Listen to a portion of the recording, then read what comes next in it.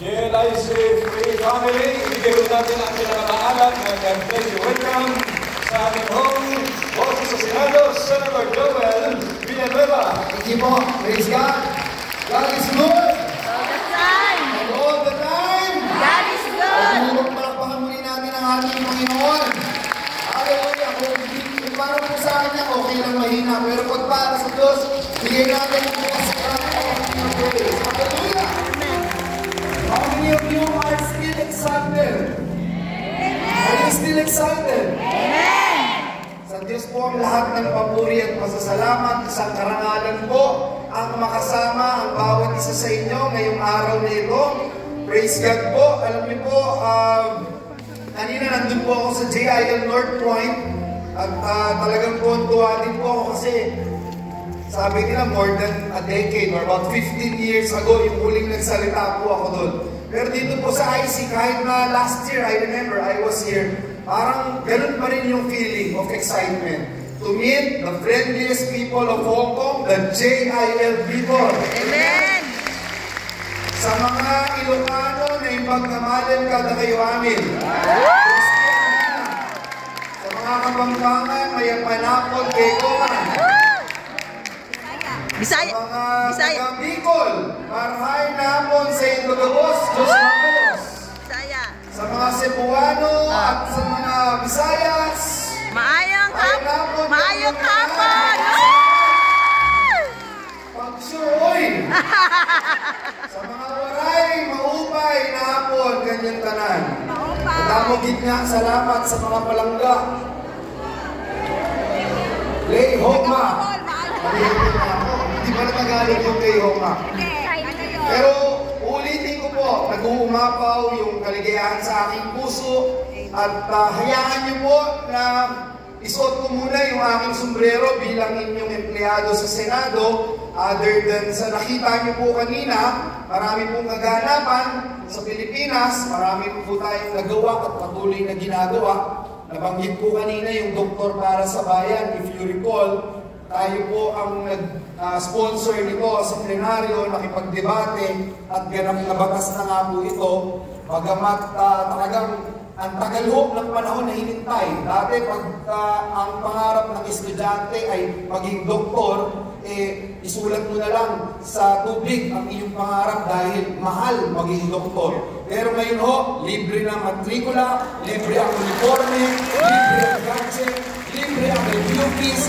Pag pumasa ka doon sa School of Medicine, libre na rin at meron kang trabahong naghihintay sa iyo ang gobyerno. Praise God for that. At binabanggit kanina doon sa video, nagsimula na po tayo dahil noon pong hindi pa nagiging batas ito, tatlo-apat na rehiyon lang sa Pilipinas ang may public school of medicine. Ngayong pong taon nito, lahat ng rehiyon sa Pilipinas meron ng public school of medicine.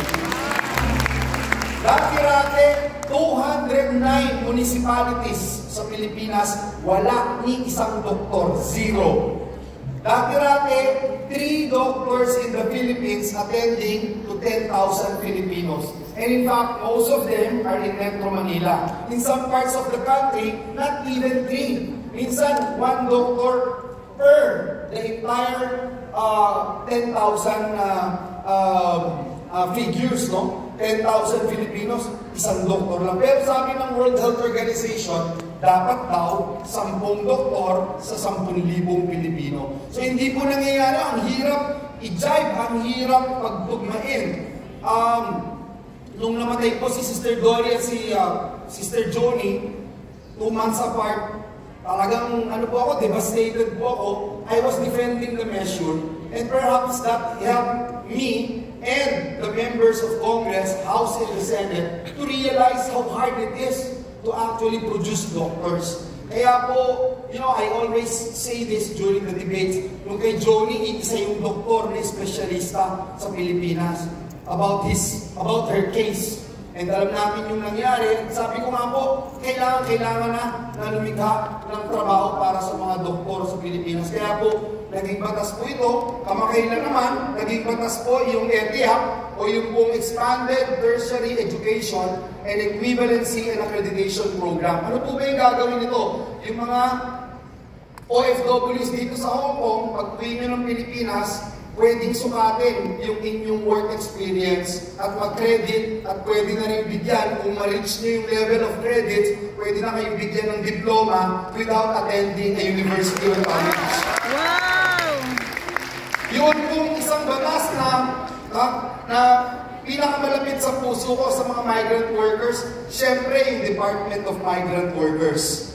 Siguro naman nabalitaan niyo po yung hirap, pagod, at sakripisyong ginawa ni Senator Villanueva sapagkat halos 2 taon po ang debate rito. Dati-dati, ang mga OFW, mga migrant workers, pag nasa Maynila, pupunta doon sa Intramuros para sa Dole. Pupunta sa POEA doon sa Ortigas. Babalik ulit ng Maynila para sa Department of Foreign Affairs. Tapos, yung OWA, iba pa, kung saan-saan pa. Kaya po ngayon, dahil sa batas na ating isinulong, meron ng sariling bahay ang mga OFWs. Maglalagay ng mga regional offices para sa isa bawat region, meron ng doon. Doon ka na pwedeng magreklamo, doon ka na pwedeng kumuha ng mga benepisyo. At taon-taon, binabantayan po ni Tess naman ang mga budget para po dito. In fact, for this year alone, 1.2 billion pesos ang nakalaan sa Action Fund. Ito po yung agarang kalinga para sa ating mga migrant workers. Nandiyan din po yung ATN o yung Assistance to National nakalodge sa DFA at DMW. Yan naman po, may 1.26 billion this year. At taon-taon, sinisiguro natin na mayroong pondo at magagawa po natin yung pwede nating magawa para sa ating mga OFWs. Yung assistance sa OFWs 24/7. Yung legal assistance fund, dati kailangan mayroong probable cause bago maglabas ng salapi ang gobyerno para mag-hire ng mga abogado. Ngayon po, hindi na. Doon pa lang sa complaint, pag kailangan ng abogado ng ating mga kababayan, meron ng panggastos ang Department of Migrant Workers. Muli po, to God be all glory, honor, and praise. Ngunit hindi pa po tayo tapos. Marami pa rin tayong trabaho na kailangan gawin. Kanina narinig niyo po yung nangyari sa DOH. Imagine, 11.18 billion pesos worth of medicines nag-expire lang. Hindi na pakikinabangan. Itong darating na linggo, mamayang gabi, uuwi na po ako sa Pilipinas. Meron po kaming ini-schedule, hopefully within the week, yung investigation tungkol po dito. Imagine, 11.18 billion ang nawala sa atin. Go to waste. Last year, 7 billion. Noong pandemya 2020, 95 million lang. Pero still, nasayang pa rin. Ngayon, 11 billion. Gusto nating panagutin kung sino ang mga dapat managot dito. Hindi po pwedeng every year, ganito na lang. So, ibig ko sabihin, may trabaho pa ho tayo. Marami pa tayong kailangan gawin. Ngayon, nag-start na ang overseas absentee voting. Kanina po dun sa taas, tinatanong po ako, sino ba ang dapat iboto? E baka, unang-una, pagka ikaw ay galit sa korupsyon, eh siguro naman, dapat si back party list ang iboto mo. Hindi ko nakakampay niya, sinasabi ko yung facts. Pinakamatagal na lumalaban sa korupsyon. Sa bawat piso na kinikita ng gobyerno, about 40%, almost automatic, nawawala na, hindi na napapakinabangan. Kaya kailangan may nagbabantay. Doon po sa Senado, importante rin na yung mga iboboto mong senador, hindi yung napapatawa ka. Eh, gumawa ka na lang ng komedyante kung gusto mong mapapatawa ka. Kung gusto mo na ikaw ay napapangiti at napapasayaw, eh manood ka na lang ng Netflix. Manood ka na lang sa YouTube. Gusto mo mga nagmumura, entertain ka doon, yun na lang. Ang Senado ay lawmaking body, policy making. We deserve the government na ating niluluklok. So kung mali po ang binoboto natin, mali din yung ini-influensya natin yung ating mahal sa buhay sa Pilipinas, mali ang naboto, ibig sabihin, magsasuffer tayong lahat. Tayong lahat ang tatamaan dito sa nangyayaring sigalot at gulo sa ating gobyerno. Ang mundo ngayon nagkakaroon ng tariff wars. napakahalaga na magagaling at maayos ang iyong iboboto bilang mga tunay na Kristiyano na nagmamahal po sa Diyos at sa bayan. Amen po ba? Palakpakan po natin ang Panginoon. Pwede po bang tumayo tayo lahat? Kung hindi pa po tayo pagod po. Kung sana yung dahil. Pero 1 week later, dinala siya dun sa krus ng Kalbaryo, binayubay. At mismong mga tao na nag-welcome sa kanya, sila din ang nagsabing ipako sa krus si Jesus. So happy and sad. Kanina po, nandun ako sa North Point, hindi ko po maitago yung aking emosyon. Kasi hanggang ngayon, miss na miss ko pa rin ang nanay ko. And si Sister Dory, pag tinanong mo, paborito niyang bansa outside the Philippines, paborito niyang binibisita na JIL Church na ibang bansa, easily, hands down, JIL Hong Kong. Paborito niyang nagtuturo, wala pa kasing IC nun eh. Paborito niyang nagtuturo dun sa North Point. Kaya kanina po, kahapon, when I was told na magtuturo, sabi ko, ang nirequest ko, Pastor Ronald, dun sa North Point ako kasi emotional ako dun eh. Merong connection sa akin. And kanina, pinuntahan ko po, pati yung basement, pati yung pintuan, palabas, natatanda ako, tinuturo ng nanay ko lagi. And I just miss her. But what I'm saying and sharing to all of you right now, ay yung itinuro ng nanay ko sa akin na mahalin ng Diyos above all.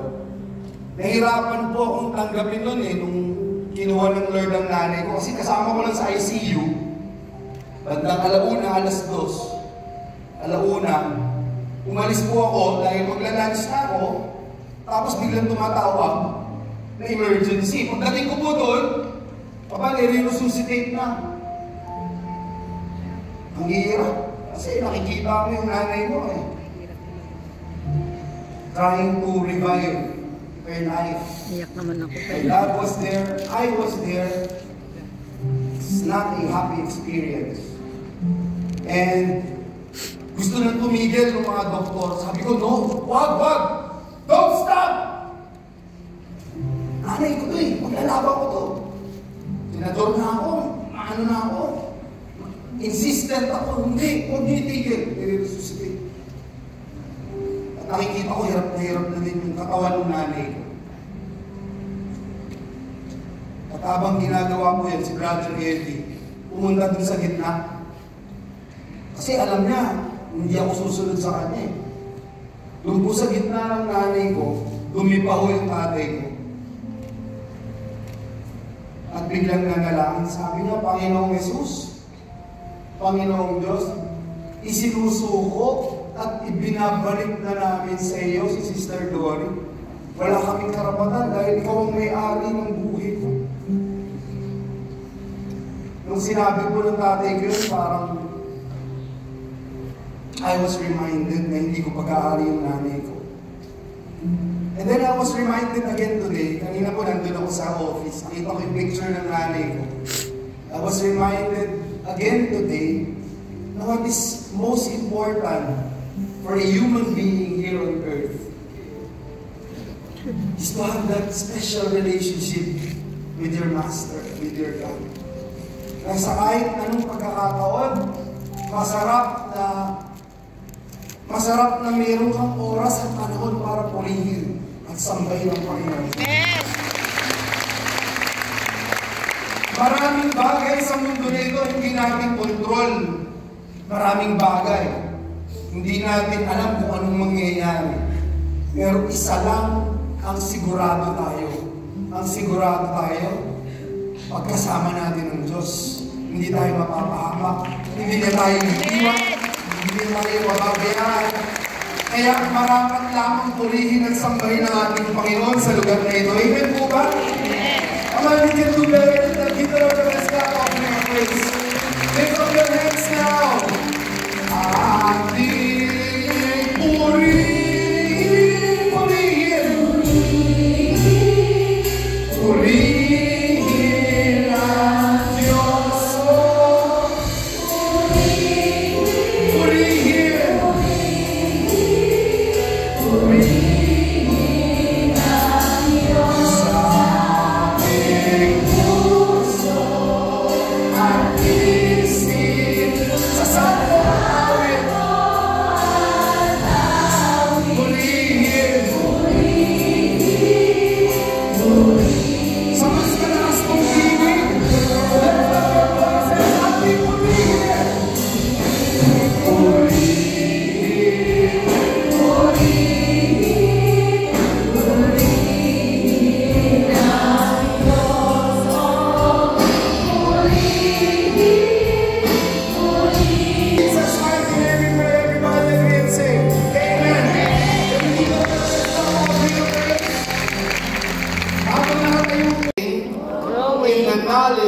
God. In the knowledge of God. Sa hapon pong ito, pinamagatan ko po ang mensaheng ito na growing in God.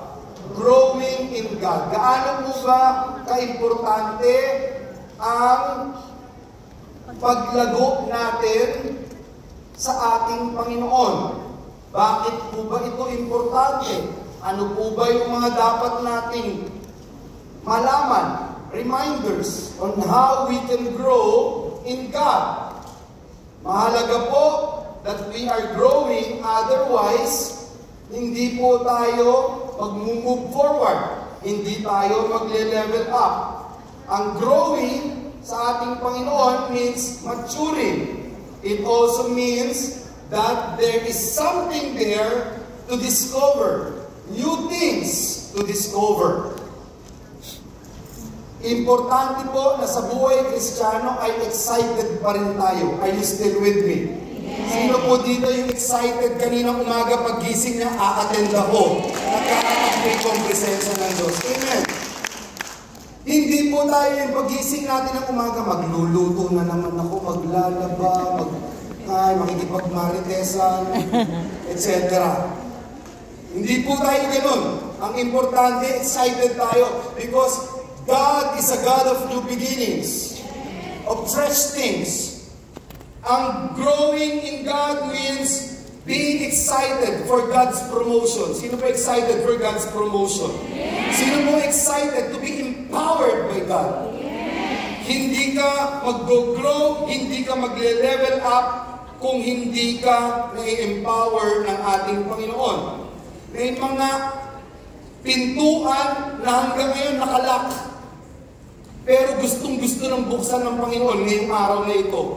And most of the time, if not all the time, nakasalalay po yun sa atin. Kung bubuksan na po ba ito para sa atin ng ating Panginoon. Pagbulay-bulay po tayo ng salita ng Diyos, muli dito po sa Colossians chapter 1 verse 10, ang sulat ni San Pablo ay para sa mga tunay na anak ng Diyos na lumago, mag-level up, mag-empowered at hindi maging stagnant Christians. At importante po na tayo ay nag-i-improve sa araw-araw ng ating buhay. Tinanong po ako ng mga estudyante sa Pilipinas, Senator Villanueva, how do I know that I am a better person? Sabi ko, you have to know, you will know that you're a better person than yesterday if last night before you sleep, you knew for a fact that you learned something. You learned something new. Tataas yung antas ng ating level, ng ating pananampalataya kung meron po tayong natutunan ngayon. Araw na ito, mamayang gabi, bago po kayong matulog, tanungin natin sarili natin. Huwag tayo, maging honest tayo. May natutunan ba ako? May effort ba ako para ako ay matuto? Naalala ko po yung mga kwento doon sa Clark Air Base sa Pampanga, sa mga kapampangan natin, mga kabalin. Totoong istorya ang nangyari po doon. Kasi doon po sa labas ng Clark Air Base, may sundalong Amerikano na nagpagupit. At yung barberong Pilipino, ano ba sasabihin na tapos na yung gupit? Hindi ko alam paano mag-English, di naman ako nag-aral, sabi ng Pilipinong barbero. At nakita ko si Kuya, habang naghahasa ng labaha, di ba? Yung lalabahan dito sa gilid eh. Habang hinahasa niya, sabi niya dun sa Amerikanong sundalo, Joe! Your day is almost ending. Takbo po yun. Sundalo at may labaha eh. Your day is about to end. E di tumakbo po siya. At nagulat yung barbero, hindi siya binayaran. Dahil sa kanyang English. kagalingan.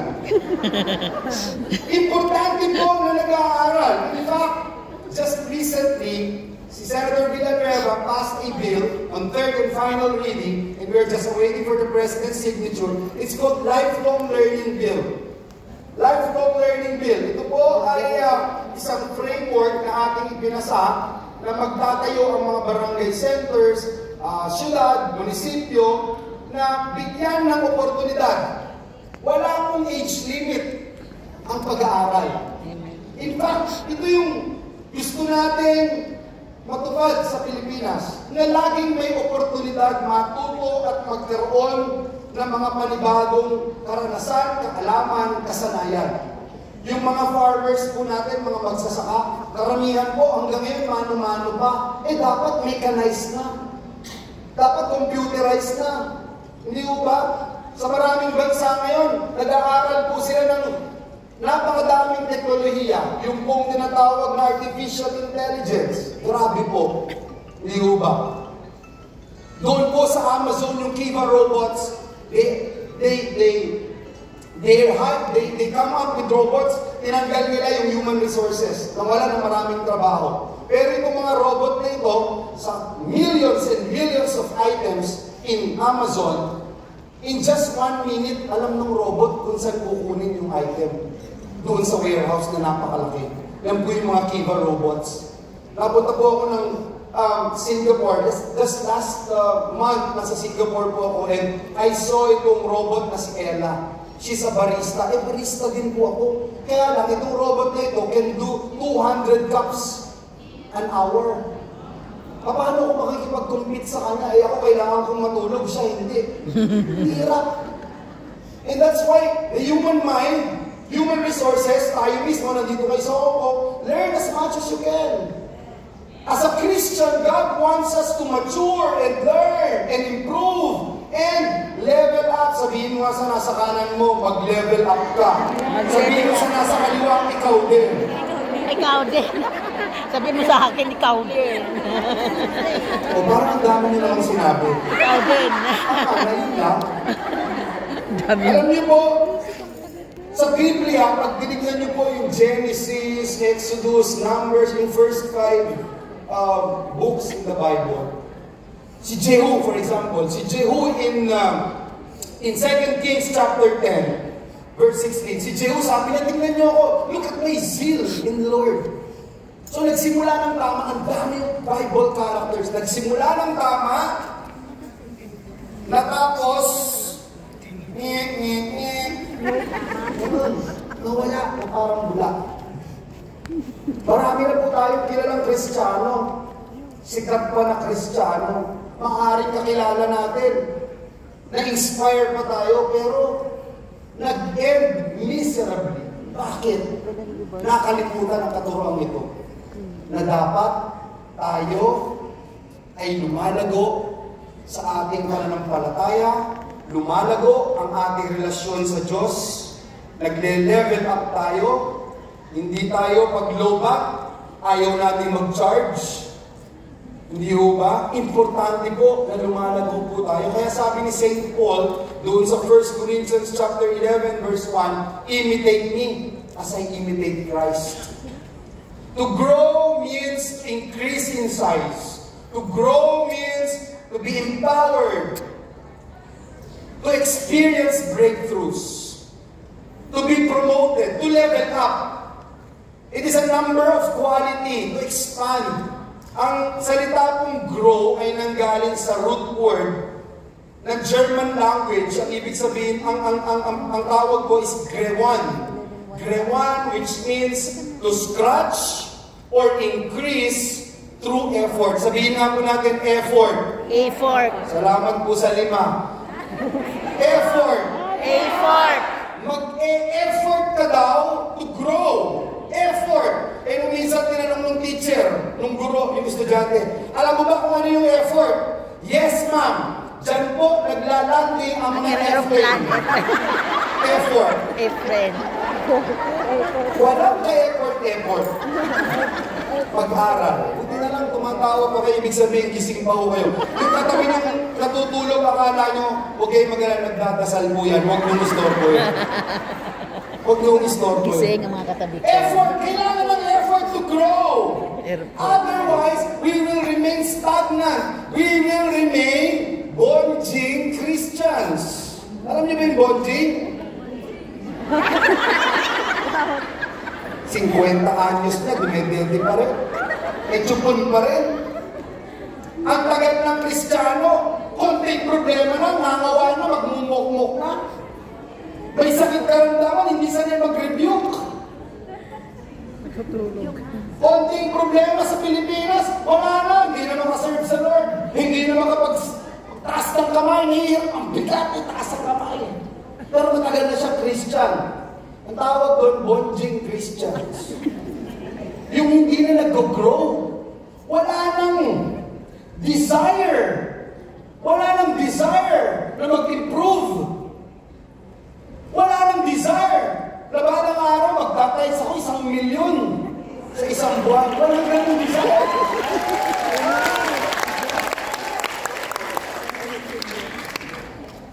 Kaya pa kayong pagpalain ng Diyos? Amen! When the world is nothing, God said, let there be light, and the light was. Let there be firmament, and the firmament was. The Lord hangeth the earth upon nothing, sabi ng Biblia. The heaven is His throne, and the earth is just His footstool. Tuntungan ng parang Diyos ang mundo. You know how big your God is? We can never imagine how big He is. Kaya kailangan niya magkatawang tao eh. Kasi napakalaki ng Diyos. Pero minsan may mga Kristiyano ang hinihingi sa Diyos, bubble gum at cotton candy, nagdududa pa kung kaya ibigay ng Diyos. Wow! Ang Diyos natin ay napakalaki. Napakamakapangyarihan. Yan ang Diyos mo. So anumang bagay na ating hinihingi sa Diyos, kayang-kaya nang ibigay. Ngunit, meron pong dapat effort tayo. Hindi po yung nilalapagan ng F-lane, ha? Effort talaga, meron tayong ginagawa. Napiplease natin ang Diyos. Kaya po, dito sa ating pinag-aaralan ngayon, napakahalaga po na naiintindihan natin yung sinasabi nitong Colossians chapter 1 verse 10, so that you may live a life worthy of the Lord and please Him in every way, bearing fruit in every good work, growing in the knowledge of God. Listen carefully, please. Let me give you just 3 things. 1, sabi po dito, live a life worthy of the Lord. Live a life worthy of the Lord. Bakit nga po ba mahalaga ang buhay natin? Bakit ba mahalaga na pag matutulog ka sa gabi, alam mo, pag hindi ka nagising bukas, nasa langit ka? Bakit ba mahalaga? Bakit ba mahalaga kung tatawid ka sa kalye, alam mo kung ano yung mangyari sa'yo, makakasama mo ang Diyos? Kaya po, live a life worthy of the Lord. Ang Panginoong Diyos ay namatay sa krus ng Kalbaryo para sa iyo at sa akin. Someone asked Jesus and said, Lord, how much do you love me? Jesus stretched His hands and died on the cross of Calvary. Ganun po kahalaga ang buhay natin. Tayo pong lahat, Romans 3:23, all have sinned and fall short for the glory of God, of the glory of God. Ibig sabihin, lahat po tayo kulang eh. Romans 6:23, the wages of sin is death, but the gift of God is eternal life. Ibig sabihin, lahat po tayo. Ikaw, ako, siya, at tayong lahat. Lahat po tayo, ang destiny natin, pagkatapos tayong gawin ng Diyos, likhain ng Diyos si Adan at si Eva, nagkasala pa rin tayo, at tayong lahat, patungong lahat, sa dagat-dagat ang apoy ng impyerno. Wala na tayong exemption. Kahit sino ka pa, kahit maganda pa make-up mo, kahit na bagong riband at celebrate ang iyong buhok, pupunta ka lahat tayo sa impyerno. Kahit bagong sapatos mo, kahit mamahalin ng cellphone mo o bago, pupunta ka sa impyerno. Yun ang sabi ng Biblia. Pero sabi din po, but the gift of God is eternal life. Meron mong nagsakripisyo ng kanyang buhay para iregalo sa atin ang buhay na walang hanggan. Tanong, namatay ang Panginoong Yesus sa krus ng Kalbaryo, nabuhay na maguli para sa iyo at sa akin. Ibig sabihin ba na lahat ng tao pupunta ng langit? Hindi! May regalo po ako sa inyo. Kunyari, alam kong bulok na po itong cellphone ko. Nahagis ko na nga po eh. Bigay ko po sa inyo itong cellphone na ito. Iiwan ko po dito sa pulpito at umuwi kayo ng bahay ninyo. Tanong, sa inyo ba yung cellphone na yun kahit bigay ko sa inyo? Eh, iniwan nyo eh. Hindi. Kailangan nyo pong kuhanin. Tanggapin ang regalo. Tanggapin ang Panginoong Jesucristo na namatay sa krus ng Kalbaryo nang sa ganoon. Sabi ng John 3:16, For God so loved the world, ibinigay niya ang kaisa-isa ng bugtong na anak na si Kristo Jesus upang sino man, anuman ang kalagayan mo sa buhay, saan ka man nakatira sa mundo ito, mayaman ka man, mahirap ka man, sino man, ang manampalataya sa Kanya ay magkakaroon ng buhay na walang hanggan. Amen? Otherwise, kung good works lang ang dahilan para mapunta kang langit, edi punong-puno ng mayaman sa langit. Mahirap, punong-puno ang impyerno kung good works. Bakit? Madali gumawa ng mabuti kung marami kang datong. Pero hindi yun ang dahilan. Ang dahilan, relasyon sa Diyos. Meron kang relasyon, nag-grow ka with God. At yan po ang ating ipinag-aaralan ngayon. Importante po na meron tayong direksyon, right direction in growing with God. Amen po ba? Are you still with me? Amen. Mahirap po na hindi tayo totoo sa ating mga pinag-uusapan. Mahirap po na sabi ng Biblia, maraming bulag hindi makakita dahil bulag sa katotohanan. Ayaw tignan yung katotohanan. Amen po ba? Napakahalaga po na makita natin that we are called by the Lord to live a life worthy of the Lord. Hindi po tayo kinreate ng Diyos just out of nothing. No. We were created by the Lord out of His image. Kaya pag tinignan mo yung nasa kaliwat, nasa kanan mo, napakaganda niyan. Sadya. Totoo yan. Maniwala ka. Tagalan mo ba, gaganda ko yan. Lalo na pag pinanalangin ka yan. Amen? Bawal ang pangit sa mata ng Diyos. Amen? Amen. Tayong lahat magaganda at magagandang lalaki. Amen. So, live a life worthy of the Lord. At sabi pa po dito, please Him in every way.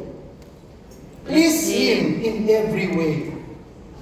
Hindi po pwede na Christian lang tayo pag Sunday. Hindi tayo mag-grow. Hindi po pwedeng once a week lang din, one verse a week lang tayo at ine-expect natin mag-grow tayo. Magiging malalim tayo sa pananampalataya natin sa Diyos. Please Him in every way. Ito yung request ni Pablo. Para nga lang i-please natin ang Diyos. Napakasarap i-please ng Diyos. Bakit? Because you cannot and you will never be able to outgive God. Si Haring David noon sa Book of Samuel, 2 Samuel chapter 2, 2 Samuel chapter 24 verse 24, natandaan niyo po yun? Si Arauna, binibigay yung mga offerings. Haring David, kunin niyo na po itong offerings, i-offer niyo sa Diyos, nang sa ganoon pagpalain ng Diyos ang ating bayan. Sabi yun ni Haring David, teka, no. I have to pay for it. Ang sabi niya, because I will not offer burnt offerings to the Lord that cost me nothing. Listen carefully, please. Pag meron kong nanliligaw sa inyo, at ang handog sa inyo ay promotion at libre, sasagutin niyo ba yun? Kahit ang gwapo't bait nun, latak yung binibigay sa inyo. Tayo po, pag nag-o-offer tayo ng ating worship, ng ating panahon, mahalaga ang bawat minuto at bawat oras natin ngayong araw na ito, pero gusto natin ito yung best, ito yung ibibigay natin sa Panginoon because He deserves our worship, our praise, our thank offering to the Lord. Amen? Amen. Come on, you can do better than that. Hallelujah! Naalala ko po yung kwento dun sa Matthew chapter 26. Diba? Yung sa verse 7, yung a woman with the alabaster jar. binasag niyo po yun eh. Ayan po, chapter 26 verse 7. Binasag niya po yun. And in-offer niya sa Diyos. Yung mga tao, even the disciples of the Lord were amazed. Bakit binasag? Ang unang reaction pa ng iba, sayang. Sayang.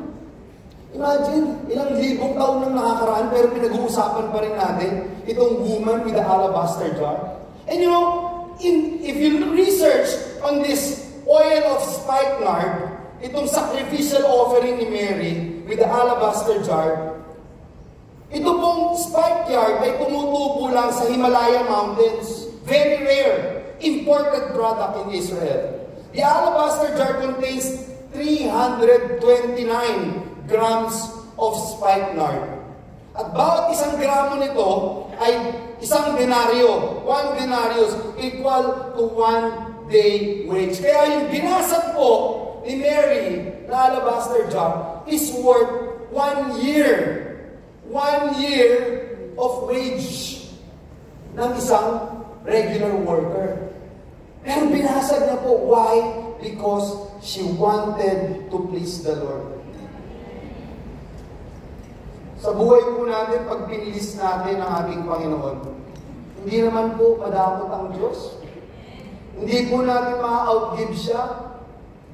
Tayo nga ho, diba? Kayo po, pag umuwi kayo ng Pilipinas, may nakatuwaan kayo.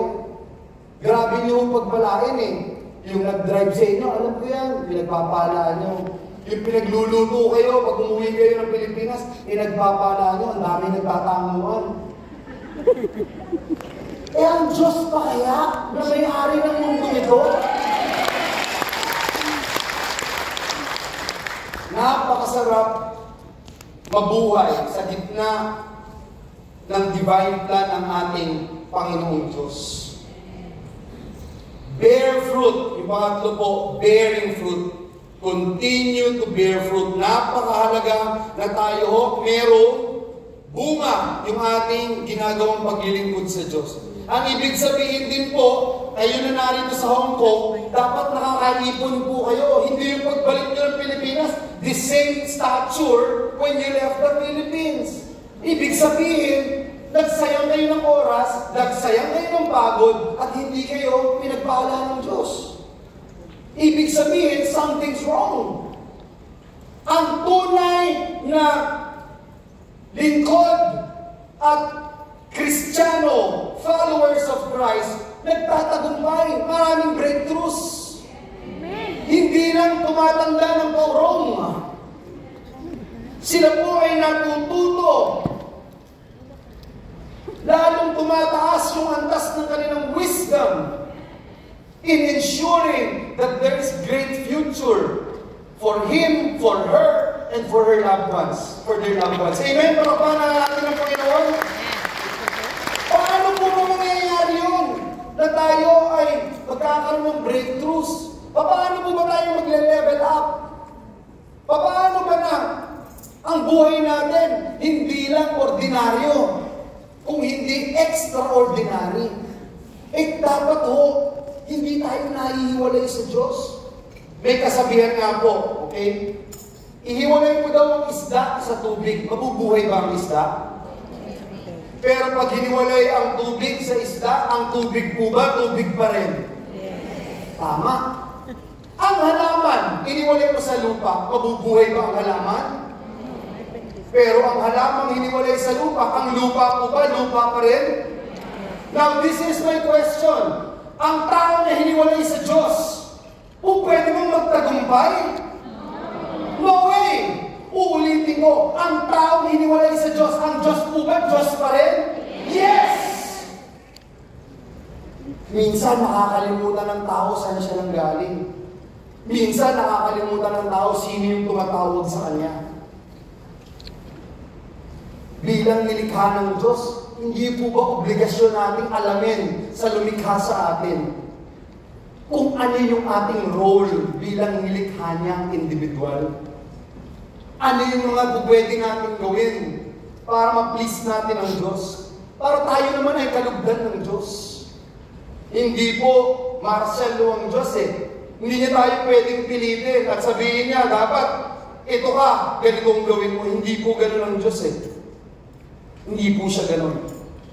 Ang importante, hindi tayo mawalay sa Kanya. Kaya, sabi po ng Panginoon dun sa John chapter 15 verse 5, I am the vine and you are the branches. If you remain in me and I in you, you will bear much fruit.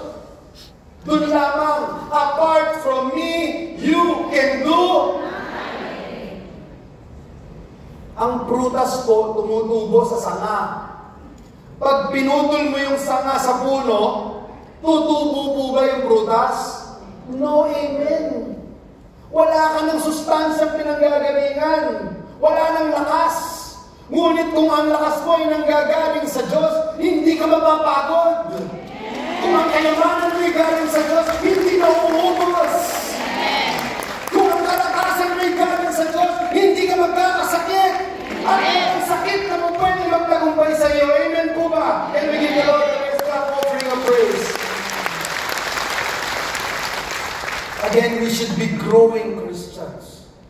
Growing Christians. Napakahalaga po nung binasa natin na text in Colossians chapter 1 verse 10, so that you may live a life worthy of the Lord and please Him in every way, bearing fruit in every good work.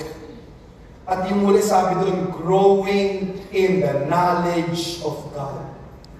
Growing in the knowledge of God. Paano nga po bang mag-grow in the knowledge of God? You must be connected to God. Are you with me? Amen. Number one po yun, konektado po ba tayo sa Diyos? Nahihina yata ang wifi dito. Amen. Sabi nila, wifi is life. Meron nung isang Pilipino nagtatrabaho sa isang food chain. May dumating pong banyaga at sabi ng banyaga, is there a Wi-Fi here? Can I have Wi-Fi? Can I have Wi-Fi? Can I have Wi-Fi? Sabi ng Pilipino sa counter, yes, yes. What kind of Wi-Fi do you want? We have apple Fi and peach mango Fi. Wala na namang effort. Importante po yung connection. Are you still with me? Kung pwede mong ilagay yung cellphone mo, tabi ng charger mo, pero yung charger mo hindi mo sinaksak, hindi po magcha-charge yun. Kahit mag-tumbling ka ng 3 beses, kahit kumain ka ng bubog at apoy, hindi magcha-charge. Kailangan mo isaksak. Totoo yun, sis. Si Juan Tamad nga, di ba? Sabi doon sa talangka, umuwi ka kay nanay, magpaluto at ginataang talangka. Hinayaan umuwi at si Juan Tamad nadulog sa ilalim ng puno ng mangga. Inaasahang pag-uwi niya ng bahay, meron siyang ginataang talangka. Merong mga ibong dumapo sa sanga, nakakain lang, nakanga. Si Juan Tamad, na-epot ang ibon. Guess, sinong nakakuha ng epot ng ibon? Yung nakanganga, ang pangalan itago natin sa Juan Tamad. Bawal din ang tamad sa Kristyanismo. Sabi ng Bible, do not throw the pearls to the swine. Hindi po pwedeng instantly magiging milyonaryo ka kahit gusto ng Diyos. Kasi yung mga nananalo nga sa mga loto na hindi natin pinaniniwalaan at kalokohan dahil buong buhay nila, taya lang ng taya. Ako lagi ko sinasabi ito, lahat ng tumataya sa sugal, pinapanalangin ko kayo, lahat talunan kayo. Sinasabi ko yun sa maraming mga pagkikipon. Luzon, Visayas, Mindanao. Isusugal mo. Eh dito sa Diyos, pagkakampi mo, sigurado panalo ka lagi. You just have to be connected with God. You just have to be connected with Him. I remember that story of the Morse code operator. May isang trabaho na lang doon sa kanilang baryo. Lahat ng tao nag-apply ng trabaho. Ang daming tao doon sa isang bulwagan. Magulo, mainit. Nagpapaypay, nagchichismisan ng mga marites. Lahat kung ano-anong ginagawa. Meron pong isang tao tumayo, pumasok doon sa isang kwarto, lumabas at sabi, nakuha ko na ang nag-iisang trabaho. Nagulat lahat. Bakit? Bakit niya nakuha? Yun pala, habang nagkakagulo, may Morse code. doon sa isang maliit na speaker. At sabi doon sa Morse code, kung naiintindihan mo itong senyales na ito, pumasok ka sa kwartong ito at i-interviewin na kita. Siya lang po yung nakinig. Siya lang yung nakafocus. Yung iba busy. Parang ang mundo ngayon, napakadaming diversion. Sa Pilipinas, dadalawa lang. Kung hindi ka pro Marcos, pro Duterte, bawal bang pro God? Bawal bang pro Pilipino? Mga Kristiyano, iba lang ang kulay politika. Hindi na kita friend. Unfriend. Wow! Galing mo naman. Hindi po ako nagpaparinig. Bato-bato sa langit at tamaan. Ikaw na ngayon. Para sa akin lang, ang Kristiyano. Mas mahalaga kung yung cause of God's kingdom. Hindi ako titingin sa individual. Ang titingnan mo kung anong tama, sinong tama. Ang higit sa lahat, wala akong ibang kakampi, wala akong pakialam, basta kakampi ko ang Diyos. Amen! Pagpapakapan natin ng Panginoon. Minsan napakasarap sabihin yan eh. Yung mga politiko, hindi po kayang sabihin. Hindi naman dahil hindi ako kandidato ngayon. Ang point ko lang, kailangan alam natin kung saan tayo lulugar. Mapatawa ka lang, boboto ka na, ano ka, budol-budol ka. Kakahiya yung mga ganong Kristiyano. Tumaas lang ng kamay, tinanggap si Lord. Sabi, Christian yan. Lahat ng politiko, lahat tinatanggap. Pati si Satanas, tinatanggap yung eleksyon eh. Pag nanalo ko, pasisimento ko lahat. Pati mukha nyo, pasisimento ko. Madali akong lapitan, pero mahirap akong hanapin. Mga politiko, importante connected with God. Para tayo ay mag-guide at mabigyan ng wisdom, mag-grow in the knowledge of the Lord. Amen? Pangalawa ho, keep on bearing fruits. Gusto ng Diyos na namumunga ang ating buhay. Gusto ng Diyos nag-i-improve yung ating take-home pay. Nag-i-improve ang buhay ng ating mga anak. Hindi nag-deteriorate ang ating health. No. Mali po yun. Ibig sabihin, hindi tayo nag-grow pagka ganun. Pag laging nakikita tayo, blessing tayo. Hindi yung pag nakita tayo, ay na si sister, utangan na naman ako. Pwede ba magtago dito, kasya ba ako dito? Kaya na naman si sister, may kasama pa, may dalawang marit sa'yo. Kung daming chismis nito na naman, puro chismisa na naman po. Pag gaganon yung tingin sa atin, hindi tayo nag-grow. Are you still with me? Amen. Ibig sabihin, hindi tayo nagiging mabunga. Kung ang tagal na natin umaaten sa simbahan, ang dami na natin namimit na tao, wala pa rin tayong nadadala sa paanan ng Diyos, may problema din po tayo. Again, di ako nagpaparinig, hindi ko ugali yan. Sa buhay Kristiyano, when you say you wanted to grow in the knowledge of God, dapat may bunga ka. Meron kang may pagmamalaki. Kahit hindi mo pinagmamalaki, sa sarili mo lang, alam mo, linggo-linggo, lahat ng tithes ko nasa Lord, alam niya yun. At hindi ako nagkukulang. Dahil sabi ng Diyos, sabi ni Haring David sa Book of Psalms, I am young, but now I am old, but I have never seen the righteous forsaken or their children begging bread. Because I know my God. In Daniel chapter 11, verse 32, let there be those who know their God shall be strong and carry out great exploits. Hallelujah! Ako po yung isang buhay na patotoo. Tumakbo akong senador noong 2016. Sa survey, pang-apat na pahina ako. Ibig sabihin, kung 4 na 12 yung mananalo, talo pa rin ako.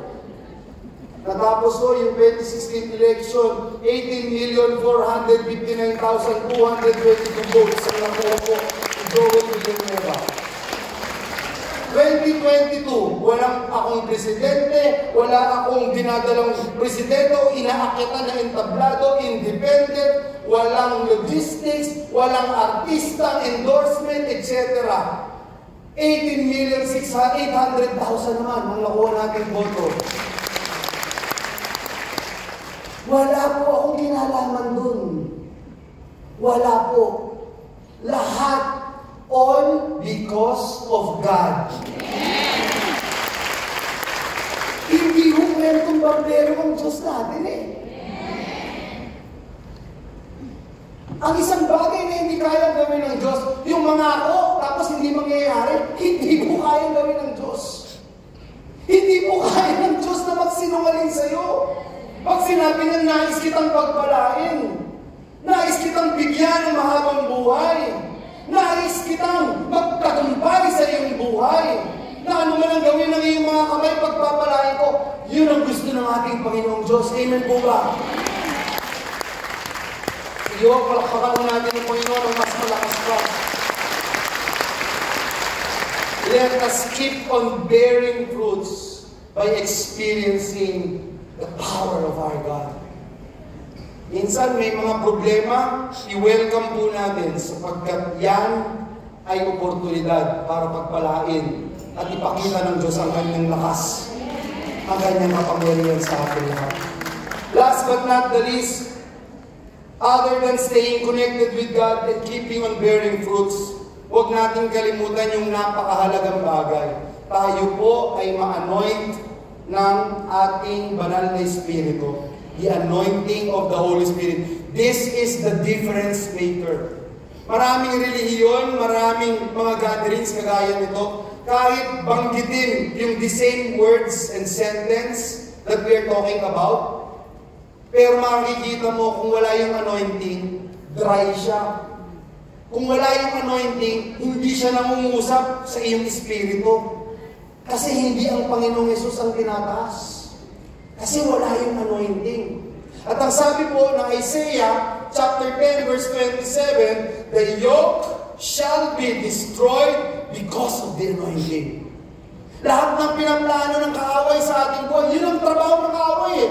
I-destroy tayo. John 10:10, letter A, the thief cometh, but to steal, to kill, and to destroy. Yun ho yung nature ng kaaway. Gusto niya tayong patayin lahat. Gusto niya tayong bigyan ng sakit karamdaman. Gusto niya ma-aksidente tayo. Gusto niya mag-virus tayo. Gusto niya lahat ng lagim sa mundo ito. Manahin natin. Makuha natin. Pero sa anointing na ibinibigay ng ating Panginoon, lahat po ng plano, pinaplano pa lang nawawasak na. Hindi na nagtatagumpay. Sapagkat may anointing tayo ng ating Panginoon. Amen po ba? Can we give the Lord the best clap offering of praise? Hallelujah! Anointing destroys the yoke and plans of the enemy. Kaya po napakahalaga na meron tayo ito upang sa ganoon maging asin at liwanag tayo ng sanlibutan. Na presensya pa lamang natin, nakikita na ang liwanag ng ating Panginoong Diyos. Tumawag pa lang tayo sa ating mga kamag-anak sa Pilipinas, boses pa lang natin, napagpapahala na sila. Bakit?